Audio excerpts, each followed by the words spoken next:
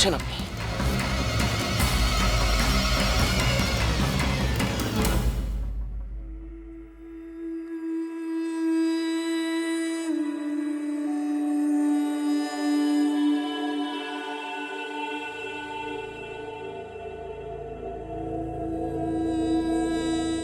এ কি, এত গয়না?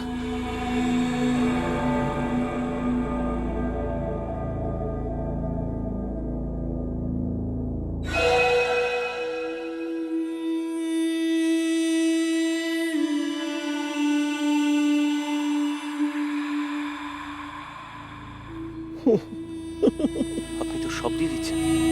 এগুলো সব তোমার বাড়ির গয়না। কি বলছেন কি আপনি?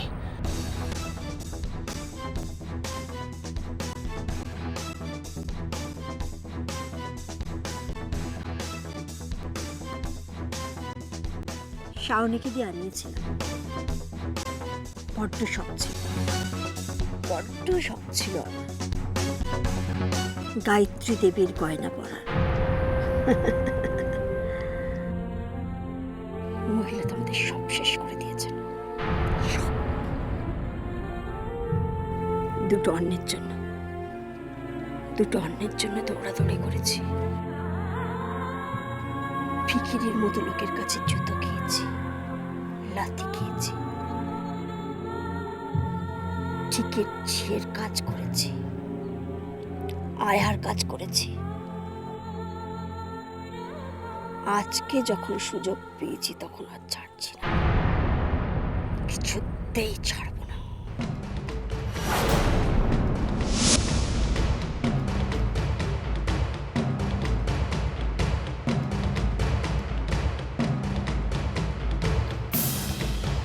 আপনি তো ডেঞ্জারাস মহিলা। গয়নাগুলো চুরি করে আবার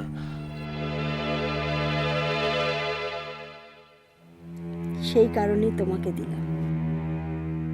যাও যাও, গয়নাগুলো বেচে দাও। গয়নাগুলো অসময় কাজে তো এলো, ওগুলো বেচে নিজের টাকা শোধ করবে। যাও যাও। একটা কথাটা মাথায় রেখো, বিয়েটা কিন্তু শাওনির সাথেই হচ্ছে। আর যদি কথার খেলাপ হয় তাহলে আমি কি কি করতে পারি সেটা আশা করি নিশ্চয়ই তুমি জানো।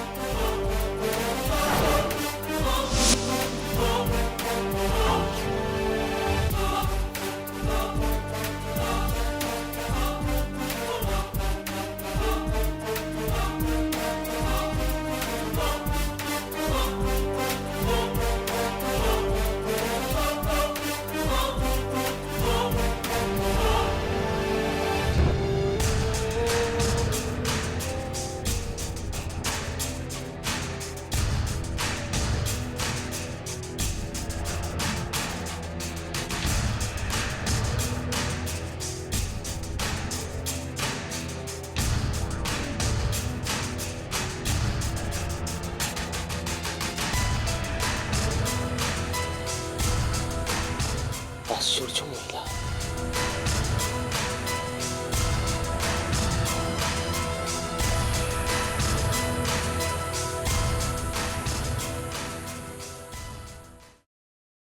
শোন, চিংড়ি মাছগুলো ভালো করে ধুয়ে অল্প ভেজে রাখবি, বেশি ভাজবি না কিন্তু।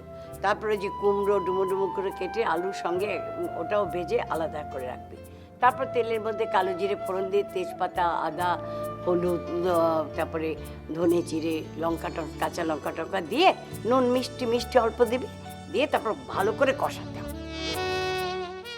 কবারের উপর করলি? হ্যাঁ, খালি তো মাথা নেড়ে যাচ্ছিস, বুঝেছিস কিছু কি?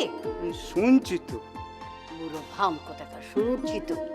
শোন, তারপরে খুব ভালো করে কষিয়ে ওই যে মাছটা, কুমড়ো, আলু সব দিয়ে ভালো করে কষাবি, কষিয়ে জল দিয়ে দিবি, বাস।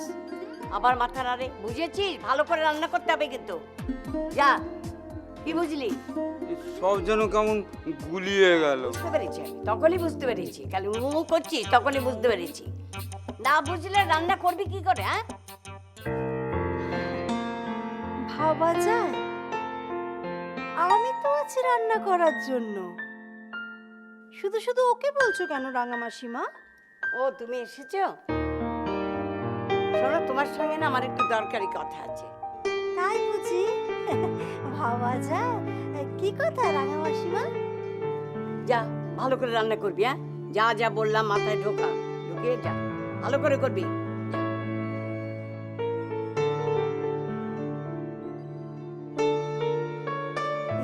কি কথা রাঙা মাসিমা? আমি একটা জিনিস পেয়েছি। জিনিস? কি জিনিস? দাঁড়াও দেখাচ্ছি।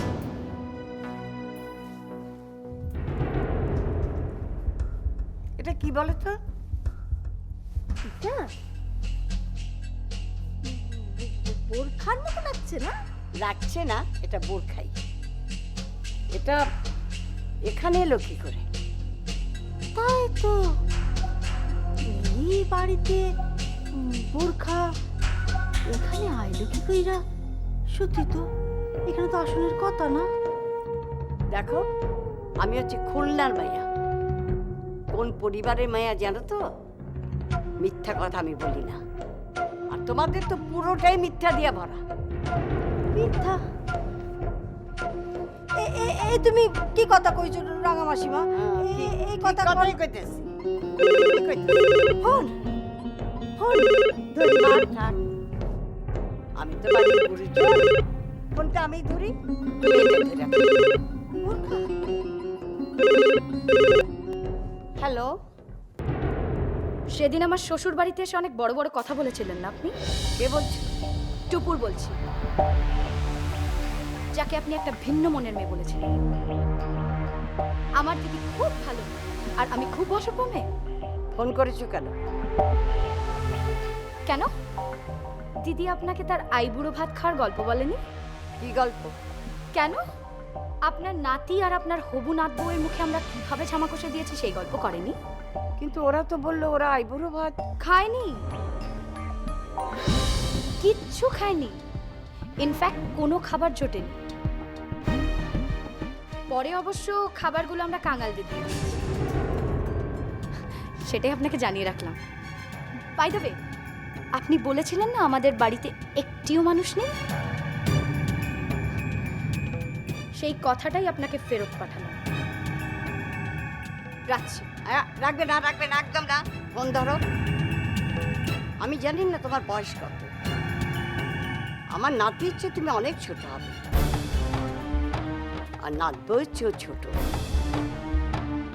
জীবনটা এখনো তুমি দেখোনি, সবে তো শুরু। এখনই তোমার কথায় এত কাঁটা, জিভে এত বিষ। আমার তো মনে হয় যতদিন তুমি পৃথিবীতে থাকবে সবাইকে জ্বালিয়ে পুড়িয়ে শেষ করে দিয়ে যাবে।